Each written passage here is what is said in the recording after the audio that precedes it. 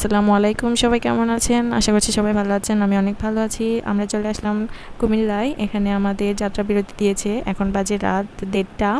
আমরা ঢাকা গাবতলীতে পৌঁছেছিলাম রাত ৯টা।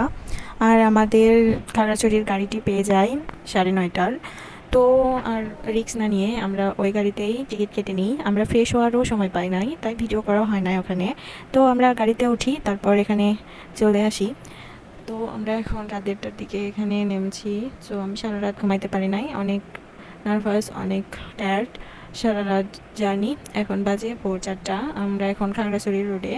তো এখানে অনেক পাহাড়, উঁচু উঁচু খাড়াই উঁচু, কি যে এক সুন্দরময় রাস্তা। এই অনুভূতিটা শুধু আমি পেয়েছি, আর ড্রাইভার আর কেউ জাগনা ছিল না, সবাই ঘুমাচ্ছিল।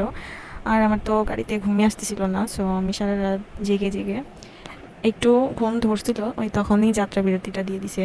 আর এখন একটু ঘুমাইতে গেছিলাম, আর আমাদের ছাত্ররা গাড়ি চেক করছে, তো তখন আমাদের লাগেজটা বের করছে।